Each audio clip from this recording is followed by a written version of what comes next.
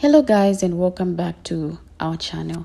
Now in today's video we're exploring a topic that sparked a heated conversation within our community. Now remember a video where a Latina woman recently attempted to forge a connection between Black and Latino cultures, but our efforts were met with skepticism by some of our Black brothers and sisters? Yeah, that video. Now in this video, another Latina woman has stepped forward to defend her sister's stance, claiming that Black and brown people share a common history. Now she is attempting to defend her sister's controversial comments about the relationship between Black and Latino communities using historical events like the Haitian Revolution and the Mexican War of Independence as her defense. However, as the conversation unfolds, several of my Black brothers and sisters are stepping up to set the record straight. Now, in a powerful turn of events, a man from her community challenges what she's saying, claiming that Mexicans have a history of being the biggest haters, tearing down their own family members, cousins, and even co-workers the moment someone starts doing well in life. So make sure to watch all the videos, because in the fourth video, a Hispanic man supports what our fellow Black brothers and sisters are saying. So with that said, let's take a look into the videos. I will be right back. The Latino and Black communities have always been like this. No, we haven't. See, you be watching these movies. Too much Sesame Street, too much Big Bird. Okay, too much of them two cats. That's like Twiddle and Twiddle Dum on Sesame Street. No, y'all watch too much cartoons. That's not true. I'm sorry. Holistically, the Hispanic community and the Black community has not been like this. It's not as tight as you think. That's just the truth. Maybe to Hispanic people that might be the case, but that is not to Black people holistically. It is what it is. And if you want any proof of that, look at the most recent election results. November 5th, 24 to be exact. That tells you right there that we're not as unified as you think we are, or as most of your people think we are. I wish that's something that we can get fixed. I wish that's something that can be, progressed in this and the third in the future. Because I believe there is, a chance of that happening. But as it stands right now, no, it's not. No, it's not. Most Hispanics want that proximity to whiteness real bad. So no. Respectfully, no. Now, Genty, I've already schooled you on those election poll results, so now I know you're just being willfully ignorant. But let me go ahead and school you on some Black and brown history. And we'll go ahead and start with your people, the Haitians. See, the indigenous people of those islands, the people that you now call Hispanics and Latinos, they lost 90% of their people. And those that were left, they actually helped African people escape to the mountains. Because African people weren't from these lands, so they didn't know how to navigate them. They didn't know what foods they could eat, because they didn't know what plants were poisonous and what weren't. They didn't know what animals were dangerous and what weren't. So it was through the guidance of indigenous people that helped bring Africans to safety in the mountains. And those indigenous people that were left stood side by side, shoulder to shoulder with Africans as they fought and won the Haitian Revolution. We can fast forward to the Mexican War of Independence, where a man by the name of Vicente Guerrero, who was both African and Native, built a strong Black and brown coalition to fight against the Spaniards and abolish slavery in Mexico. We can talk about the Underground Railroad to the north, to the Caribbean, and to Mexico, where indigenous people played a crucial role in helping enslaved Africans navigate through the lands to find freedom and safety. In New Orleans, every year during Mardi Gras, the Mardi Gras Indians actually celebrate indigenous people for what they did in helping them escape slavery and fight colonizers and hiding them in the swamps to protect them. You want to talk about the Alamo and how Mexicans destroyed those white Anglo-Saxons because they wanted to keep slavery in Texas, and they freed the enslaved African people that were held up in the Alamo? We could talk about the Mexican-American War that was fought because of slavery. And when the United States illegally stole more indigenous lands, they had to sit them on their hands, because now they had a bunch of freed indigenous and African people that they didn't know how to re-enslave, which sparked the debates on slavery in the Southeast, which then lit the fire to the Civil War and helped abolish slavery in the United States. See those brown Latinos, those indigenous people, all throughout the Americas, have consistently lost lands and laid their lives on the line to stand side by side with Black people. And Black people did the same for us. Now we can fast forward to modern times, like the Watts riots and the Rodney King protests and the BLM movement, where brown people came out in mass to support Black people when it came to police brutality. And Black people have done the same for us. The 1965 Civil Rights Movement showed how Black and brown unity was so strong that they had to create an entire organization to dismantle groups like the Black Panthers, the Brown Berets, AIM, the Young Lords, and the Rainbow Coalition, because we were powerful together. And during those George Floyd protests and the BLM movement, organizations like the Brown Berets stepped up in certain cities to actually organize BLM marches and protests and rallies. So that way Black people didn't have to do the behind-the-scenes work to organize such events, and were able to uplift Black voices. See, Black and brown unity is holistic because we've been fighting the same struggles for 500 years. So this proximity to whiteness that you claim we have, we don't have, because we live under the same oppressive system where we have no power in and where we have always been treated less than human. At this point, I'm beginning to think in nothing but causing division on purpose. Either that or you're just xenophobic and anti-nativist. And everybody is seeing how performative you are in your activism. And this is how I know you've never been boots on the ground.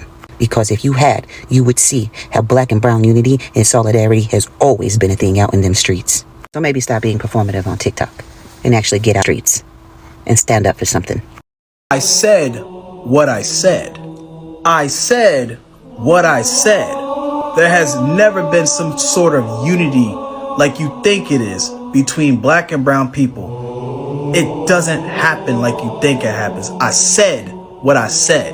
And instead of worrying about how black people feel about that, why don't you sit here and do a better job of correcting your people in your community that are anti-black instead of worrying about our black behinds? That's what you need to do.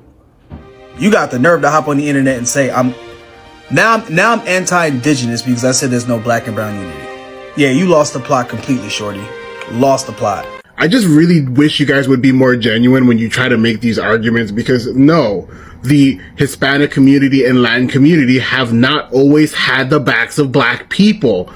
Like, you bring up the way that the Haitian black population, when they moved to Haiti, were helped by the Tainos, but you call the Tainos Latino and Hispanic. That's not what they were. Like, why would you give them Taino heritage, and then that would then mean that black Haitians have no Taino heritage then by your metric? Do you not see how that's anti-black? And then you bring up Guerrero from Mexico and you're like, oh yeah, he had help from Mexican people to help liberate the black people from Mexico. And then he by Mexicans. Like, why are you leaving that part out? Oh, it's because it makes your point moot. And I hate that you try to make him indigenous. We don't know if he was indigenous. There is no portraiture from the time he was alive. It was all made after his life. The stuff that we have are descriptions, and his descriptions sound very Spain. He had light colored eyes. He had that Roman nose. That doesn't sound indigenous to me. And I'm not saying that he couldn't have indigenous blood, but you definitively making him indigenous is a weird kind of like whitewashing. Like, why are you doing that? Anytime you say anything with absolute, you're always going to be wrong. There is almost never a time where that's going to be true. And you having to point out several tiny insular incidents where black people were helped by, one was native people, another was a potentially black mixed Spaniard who liberated black people in Mexico. Like, what are you trying to do? Like, I genuinely am upset by this kind of rhetoric because it completely ignores the hundreds of years of evidence of the contrary. Can you list to me 20 famous civil rights activists who marched alongside Martin Luther King who were Latino and Hispanic? Because when I learned about the civil rights, I learned that there were people who weren't black who were integral to the movement, but it was like one or two people. It was not a huge amount of people. And let's not forget, anti-blackness still permeates those communities. They still steal our culture all the time. There are slurs for black people in those languages. You can't even be in Mexico right now as an indigenous person or a black person without experiencing some level of oppression. And you're going to go ahead and say, oh yeah, there's the solidarity. There's not. And there is sometimes, but it's not always the case. And it's not consistent enough for you to say that there has always been. Do you not understand how insane it is? Your examples of solidarity are hundreds of years old versus the solidarity black people have had with those communities being days old. Your video is And I really wish you respected black people more than this. You have to misrepresent history in order to defend yourself. And that itself says everything. I said it before and I'll say it again. I will not trust someone who isn't black and Latino, black and indigenous, or black and Hispanic when they say that there is a solidarity there. Because those are the only people who would actually be able to see it, because they exist in both realms. But not according to you, because you did a lot of black erasure in your commentary. I was gonna leave this alone, but since you blocked me, I'm about to be bad. First of all, what accent is that? I'm real confused, sweetheart, because I hear us, but I don't see us, okay? Second, how you gonna school somebody on their own race? That's a bit over there. That's a bit racy. And third, you don't see no black folks making videos about how we need to be unified. You want to know why? Because we don't want to unify with y'all. Why are y'all not getting? We are minding our black business, which means staying out of everybody else and focusing on us. It is sad that y'all cannot understand or grasp that concept that we don't know about what y'all doing. Y'all need to worry about yours. The vote, whether how you want to split it, how many hairs, how many percentages. We know how we voted. We watched how y'all voted. We watched y'all on this damn internet say y'all was voting for him. We watched y'all celebrate him being in office. Now all of a sudden y'all trying to get us together because black and brown people need to be unified. Unified with your own goddamn people. Okay? Don't let me have to take again. I ain't gonna lie, bro. I ain't realized how Phoenix was until I got on TikTok and I started seeing their point of view of how they really think about this, for real.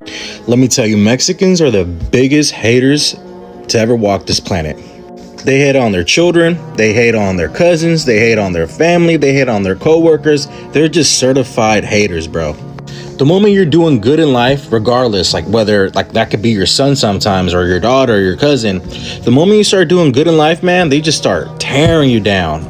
Like I remember one time I bought like a Mercedes back when I was in college and I was super thrilled. It was my first car.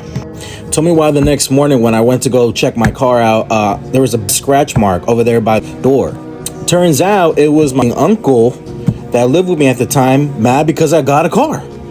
Not just that, bro, but when I lived in Mexico, I used to go to this school, in Catholic school, and I was American. So when I went out there, because I was a little brown and everyone over there in Mexico thinks like, oh, I mean, if you're not white, they used to call me black, bro. And they used to call me and monkey boy. And I'm not gonna lie, it was kind of funny, but they threw bananas at me, bro. I'm not even that dark.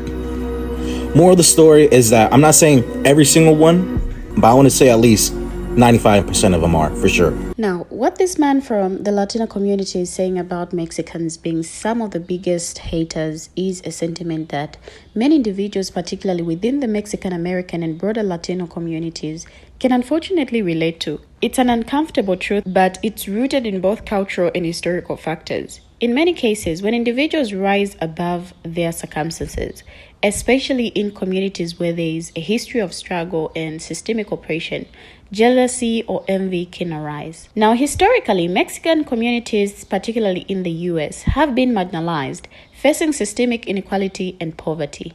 Now, this has created a competitive environment where resources, whether financial, education, or social, are seen as scarce. In such a climate, people often internalize a crab in the bucket mentality, where one person's success can be seen as a threat rather than an inspiration. Now, instead of celebrating one another's achievements, there can be a tendency to tear down those who succeed, even within family members. In many Mexican families, there is a deeply ingrained value of loyalty. But this can also create an environment where one is expected to stay in line with the group. When an individual tries to rise above or achieve something different, it's not uncommon for them to face criticism or negativity from their own relatives. And in some cases, success is seen as a betrayal of the shared struggle, which causes friction. Now, Mexicans, especially those in working class communities, often experience internal divisions based on social class and skin color. Lighter-skinned Mexicans may look down on darker-skinned individuals, creating rifts even within their own communities. Now, this form of colorism can contribute to a culture of tearing others down when they succeed, particularly if they don't fit into the traditional or acceptable mold. Mexico as a country has been characterized by deep class divisions and a hierarchical social structure. Now, this often trickles into communities abroad.